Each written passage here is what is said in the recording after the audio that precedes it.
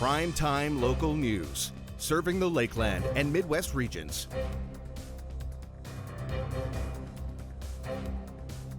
And turning to local news, a new program is in the works for the City of Lloydminster to protect public water supply. The Cross-Connection Control program is designed to protect any drinking water source from contamination. Now, the plan is to install cross-connection control devices throughout the city. To ensure that our potable drinking water, wherever you receive it in the city, is going to stay potable, safe, meet all the requirements of the water treatment plant as it comes out and travels through the piping. Some challenges exist in businesses where there's the potential, due to their piping arrangements for their products and the usage of the water, that it could possibly re-enter the water stream.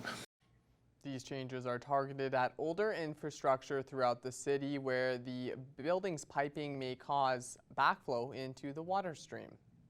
I don't think any business would want to be responsible for contaminating the water supply in the city, but some people may not be aware of the issue, and that's what administration brought forward to say we would like to make this aware.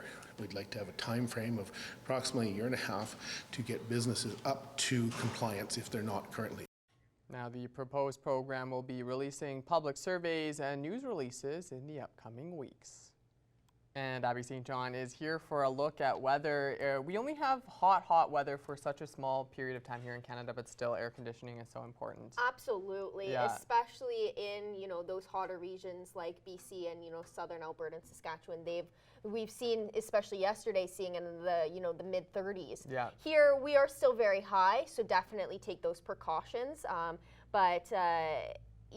It's great to have because, it doesn't last forever and it may suck sometimes being super hot and sweaty, but I would take that over being absolutely freezing cold during the winter.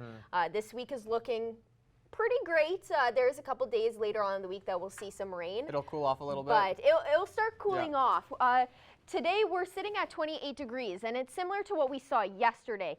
Similar situation, a little bit more cloud coverage today though in the afternoon. Yesterday we saw the clouds a little bit less, but they have rolled in and it is a tad on the breezier side, but again, similar to yesterday, it made things still warm. Definitely wasn't hindering going outside for sure.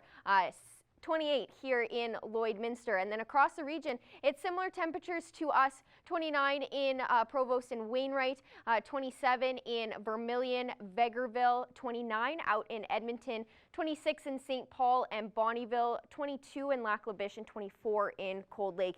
And then when we head over to the Saskatchewan side, 30 down in Macklin and in North Battleford, 27 in Maidstone, 24 in Meadow Lake and Green Lake, 19 up in Isle Cross, 25 in Pearson, 26 in St. Walburg.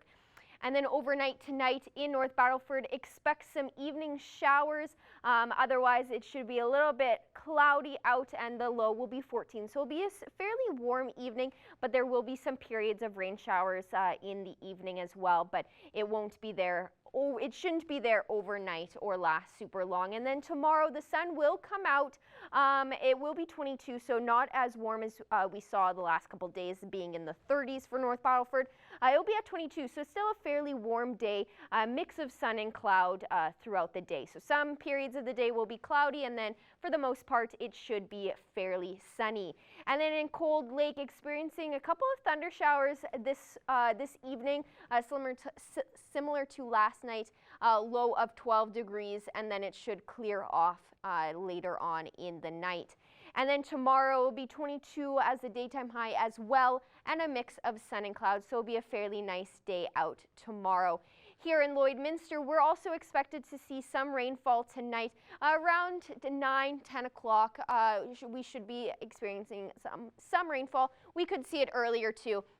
And it will only be at 11 degrees, so it won't be too cold, but it will. The wind will start to pick up in the evening as well with those showers. And then tomorrow, not as warm as we saw today and yesterday, but tomorrow will be a high of 22 with a mix of sun and cloud. So that's going to be nice to see, a little cool off period.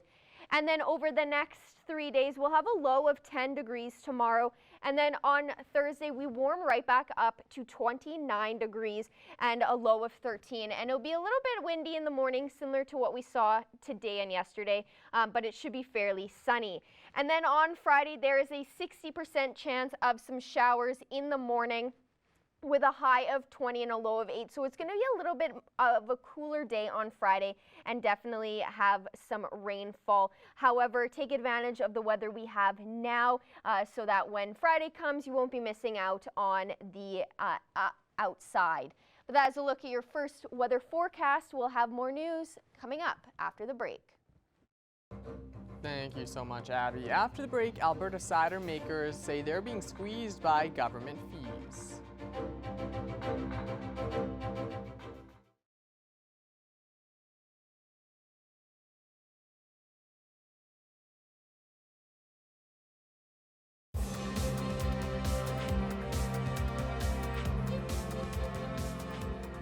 The Canadian Professional Chuck Wagon finals start tomorrow night. Here's our Thomas Wildman with a closer look. Today we're down here at the Halstead Downs for one of the final times, as the CPCA finals will be starting up right away this week. And with me as always is Greg Buchanan, the Vice President of the CPCA.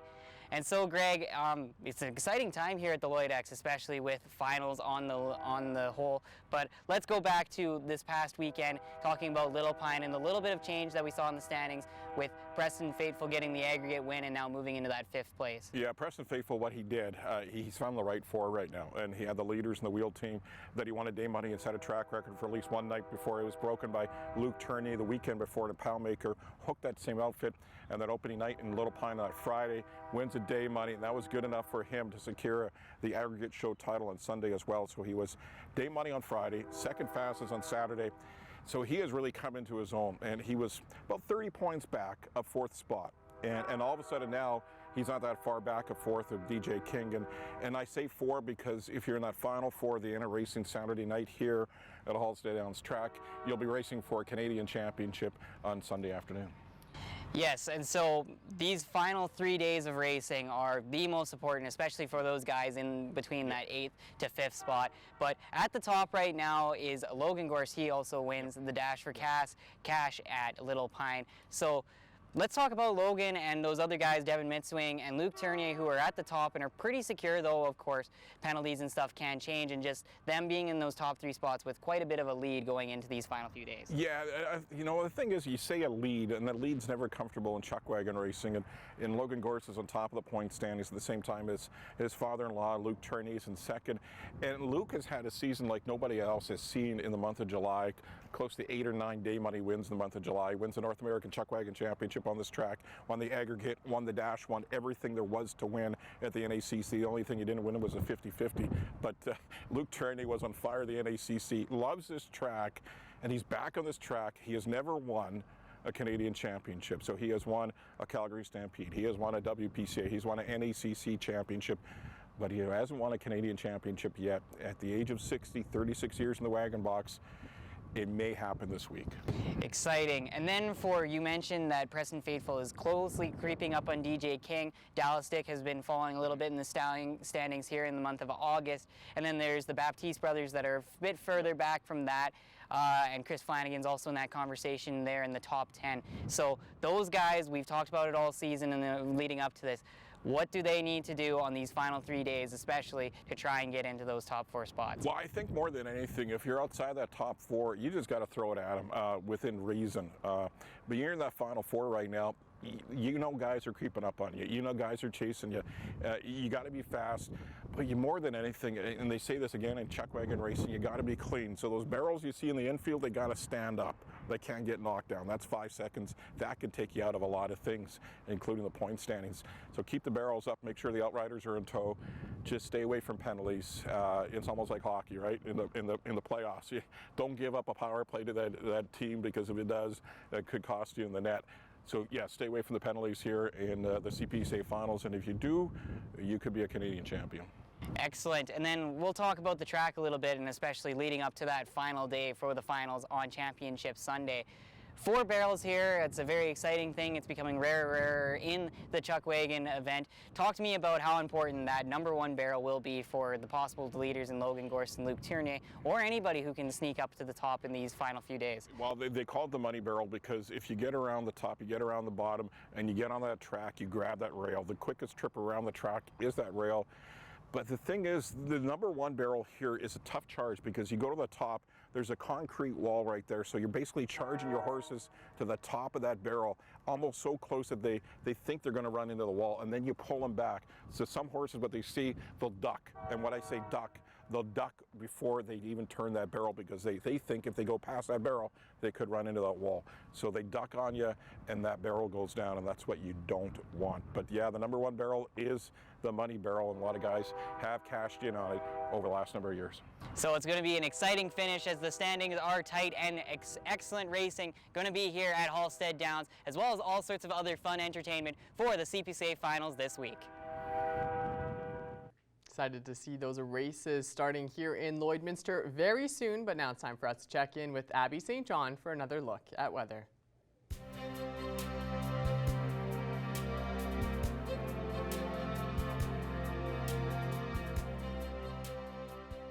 Thanks so much, Jace. Taking a look at current temperatures, it is 27 here in Lloydminster. We saw a fairly warm day out today, a little bit more cloud coverage than yesterday, but it was still fairly nice out. The clouds are rolling in, and there are some chances of some rainfall this evening into tonight, so definitely keep an eye out for that. But for the most part, it's been a fairly nice day out. Across the region, 29 in Red Deer, Edmonton, Rocky Mountain House, and out in Jasper, 22 in Edson, 23 in Whitecourt, and 25 in Athabasca. And then on the Saskatchewan side, 30 out in North Battleford, 29 in Saskatoon, 24 in Meadow Lake, Prince Albert, and in Melfort, it is 25 degrees, so fairly warm across both provinces in this region. And then up north on the Saskatchewan side, 17 degrees in Uranium City, 19 in Stony Rapids, 20 in Wollaston Lake and South End, 22 in Flin Flon, 15 in La Loche and Buffalo Narrows, so seeing some cooler temperatures in those areas. And then on the Alberta side, a little bit warmer than Saskatchewan, 17 in Fort Chipewyan, 21 in High Level, 23 in Peace River, 20 in Slave Lake and Fort Mac, and then 24 in Grand Prairie. And then down south is where things heat up significantly. 33 in Lethbridge, 32 in Coronation and Calgary, 30 in Banff, and 34 in Medicine Hat. And then on the Saskatchewan side, similar temperatures as well. 32 in Estevan, 31 in Kindersley and in Swift Current, 30 in Moose Jaw, 28 in Regina, and 25 in Yorkton. So seeing very warm temperatures down south. Tonight in North Battleford, expect some showers in the evening, dropping to 14, so it's still going to be fairly warm out. You just have to there's just going to be some showers here and there in the evening, but mostly partially cloudy skies, so not too bad for North Battleford. In Cold Lake, they are expecting a couple of evening showers and maybe a thunderstorm with a low of 12 degrees, and then becoming clear as you move on in the evening. And then overnight across the region, similar temperatures, 13 degrees in Meadow Lake and in Provost, 12 in Bonnyville, Isle Cross, and Paradise Hill. And in Meadow Lake, Provost, Isle Cross, and Paradise Hill, expect some showers or some thunder showers to occur overnight, similar to us here in the border city. And then more across the region, temperatures for overnight tonight, 11 in Miriam and Wainwright, 12 in Pierceland and Unity, and 14 in Calgary. And then Pierceland and Unity expecting some early showers or an evening thunderstorm, so definitely keep a lookout for that. The other regions sitting fairly clear. Wainwright's also expecting some early showers, and it'll be a little bit more on the breezier side. And then overnight tonight here in Lloydminster, expect some evening showers. Not too bad, maybe around 8, 9, that time frame, and will drop to 11 degrees. And then over the next 7 days, tomorrow it will be a high of 22 and a low of 10 with a mix of sun and cloud.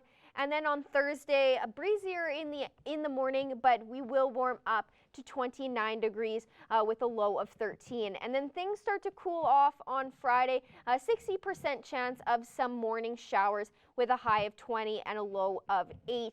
And then on Saturday, it will be a little bit more cloudy as we go into the afternoon, and it'll only be a high of 20 and a low of 9.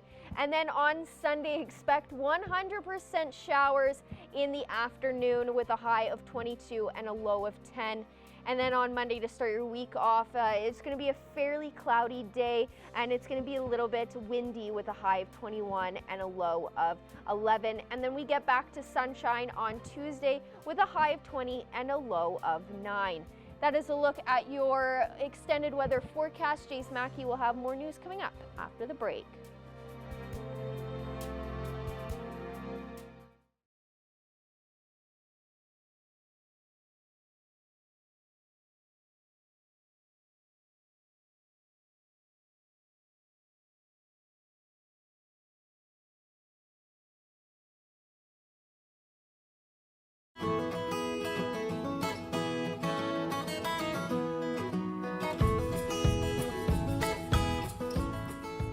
I'm back at Border Paws Animal Shelter for another edition of Pet Project, and Nicole has officially gone on maternity leave, so we have Nikki coming in to fill in for her. So welcome to Pet Project. Thank you. Give a little intro of who you are and how you got here. So I am actually known for, I worked with my own rescue for about 7 years after volunteering with the SPCA. And then I'm the owner also of Puppy Love Paradise in town. And I've been running that for about 7 years. So my girls are managing it while I'm gone, and I'm over here covering Nicole's mat leave. And so I'm the operations manager for the next 18 months. I have a lot of things that I'm excited to implement at the shelter and just get things running smoothly in our new building. So we're pretty excited to be here. It's nice and bright and airy up here for the cats and everything. Yeah, I'm excited to be over here now. Well, welcome to the shelter and welcome to Pet Project, filling in. Today we have a returnee to Pet Project, Blanche, the sweetest girl, and the best fly catcher. Tell me a little bit about how she came to the shelter and a bit about her personality. So Blanche came in the spring, in March, as a stray. And she's very friendly. She's an older girl, we think around 6 or 7 years old. So she's been here for a while, but she is the sweetest thing, loves kids, loves people. As you can see, she just would do anything for belly rubs. Yes. She isn't as fond of other animals, so she would prefer to be the center of attention. She wants to be the only animal in the home if she gets to choose. But yeah, she is a lover, and she's gonna make somebody really happy. She's such a nice dog. And yeah, and we have noticed the first time we've had her on, and this time she'd be good with kids because it seems like she's just the sweetest, like you said. She just wants the attention and the belly rub, so you'd think that she'd be good with any age range. Yeah, she's a lovely dog. She seems to be pretty good with kids. Obviously kids that are dog savvy and are going to respect her, as she is an older girl and does have a sore leg. So you want to make sure that the kids are not going to be climbing on her and all that stuff, but they can play fetch with her. They can take her for walks. She likes her treats. And of course she loves belly rubs. And you can teach an old dog new tricks. So, I mean, if someone's willing to put in the time, I'm sure that she can be a little better Blanche with dogs if you were to work on it as well, because she's a really sweet personality and eager to please. She is, and she'll just come up to you and do exactly this, just slowly roll onto her back and be like, give me attention, give me love. And it's really precious to see that, you know, even though she came in as a stray, that doesn't bring her down. Yeah, exactly. She's a happy girl. Now, you have a new event coming up that you're hoping that will become a tradition, an annual thing, and it sounds really interesting. It's called a dog jog. Yes. Pretty self-explanatory, but tell me a little bit about what that is and what people should know to get involved. So we are planning our first annual Walk for Paws. We have the date scheduled for Saturday, September 23rd. And we're going to be actually looking for vendors from the community. So we would love to have some pet-friendly groups come out and do demonstrations like agility or frisbee toss and that kind of stuff. And we want to do a walk where you would bring your dog, gather pledges for the SPCA, and then we're going to have draws and prizes for people depending on how much you're donating, and have lots of vendors there that are pet related, selling treats and that kind of stuff. So we're hoping this can become an annual event that people can look forward to, and just get everyone out with their dogs in the community, because that's what it's all about, is including our pets in our everyday lives and getting out as much as possible and letting them enjoy the nice weather that we have. And when is this taking place? Saturday, September 23rd, and it will be at the picnic shelter in Bud Miller. And do you have a time for when people should start arriving? It'll be all day, but we're hoping to do the walk by about 10:30 or 11, and we'll be posting details on our website and Facebook over the next week. Blanche. And same question as every week.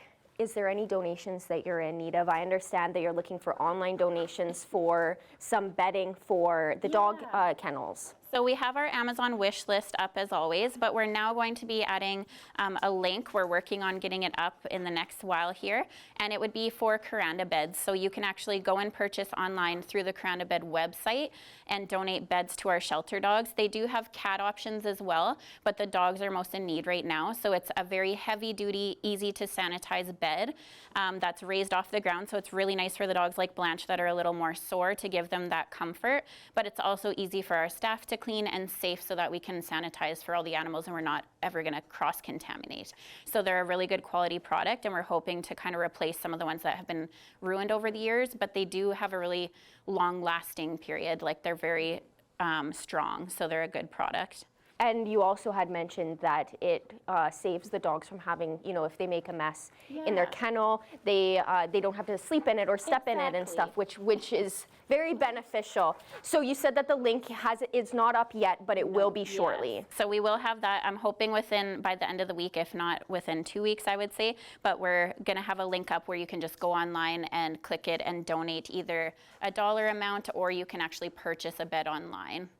Awesome. Well, thank you for joining me today. And if anybody's in the market for the sweetest, most loving, center of attention dog, Blanche is definitely the perfect fit for that family.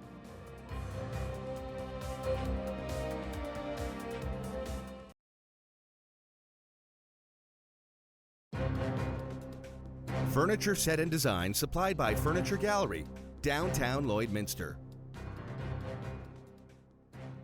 I'm joined today here on Primetime Local News by Stefan McQuaig. He joins me from the Hot Tub and Swim Spa Blowout Expo that's taking place here in Lloydminster. Now, Stefan, when will this expo be taking place?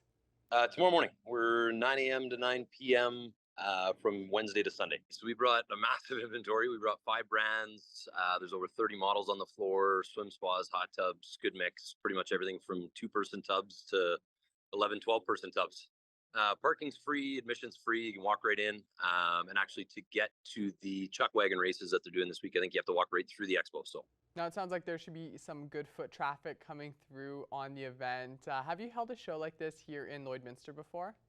Yeah, this is the 4th time for the expo in Lloyd. It's always been really good. Always had a really solid reception from Lloyd.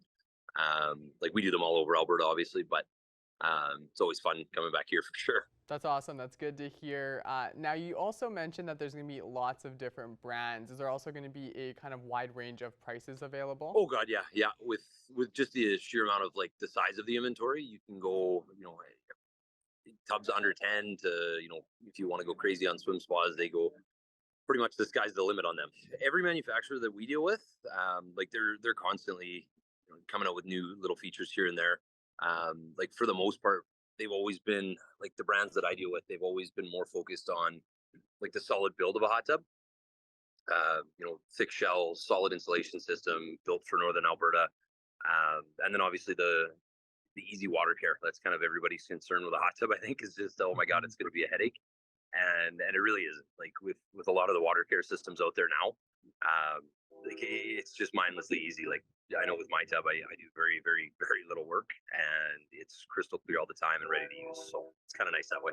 Now, for people who haven't owned a hot tub before, maybe they're looking to get more info, are they going to be able to learn a little bit about the upkeep and stuff like that at the expo? Well, and that's a big thing, right? When you can come into one place and see 5 different brands and so many different models, you can easily compare and even if there was something else in the industry that you're looking at, you can compare it to that product, right? Like you can side by side, you know, Master Spas with Arctic or Cal Spas with Beachcomber, whatever you want to do. You know, the information's all right there in front of you. Like I've got 5 guys on the floor that are all, you know, industry professionals. They've been at it for a long time, and they're very knowledgeable on not only their own products, but everyone else's as well. Like that was kind of a big thing when we set up our lineup of who comes to these shows. Like I want guys that are knowledgeable and guys that can explain, you know, what makes a hot tub efficient, what makes a hot tub, you know, a 20-year tub rather than a 5 or 6-year tub before it starts causing headaches. And obviously the chemical differences, like that's not an easy one for a lot of people to understand. You know, that, like I said, that was one of the things that I find always causes the fear of buying the first hot tub is like, oh my God, the chemical maintenance. But when it's this easy, it makes the decision to buy a tub a lot easier. All right, Stefan, now I know the expo is taking place at the Culligan Water Building here at the Lloyd X, and your website, albertahottubexpo.ca, has a lot of info and coupons, stuff like that there. But before you go, can you take us through the times that things will be taking place? Yeah, so we start tomorrow, 9 a.m. Doors will open. We kind of ran our hours for this show in conjunction with the Chuck Wagons. We matched up with their hours. And so we'll open the doors at 9 a.m. We'll be open till 9 p.m. every night. Starts tomorrow and runs right through to Sunday. Awesome. Well, I know a lot of people are going to be coming down to the Lloyd X grounds for the CPCA finals. So hopefully a lot of people also stop by this expo. Thank you so much for your time today. Yeah, not a problem. And finally today, Abby, I know we were talking about this earlier today, that infamous Donair costume that made headlines in Canada and around the world, because I saw it was on BBC as well.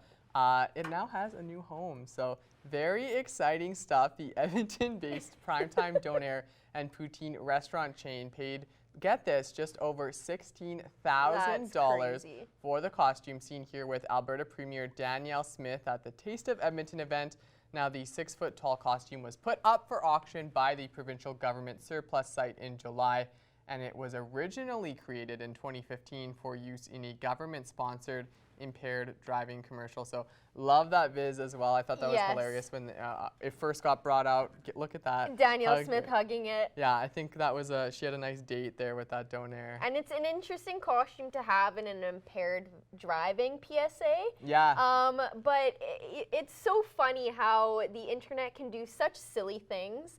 And people latch onto something and it just becomes such a bigger story. It snowballs. That's what I love. That's the lovely part about the internet. And over $16,000 for a Donair costume is crazy. And I know that there was another Donair shop that was trying to kind of raise it and was going to donate some of the money to charity or something. So we'll see if maybe some good comes out of this, but definitely a fun story overall. Absolutely, I loved it. Yeah, and that's all the time we have for this edition of Primetime Local News. Thank you all so much for joining us, and we'll see you back again tomorrow. Have a good night.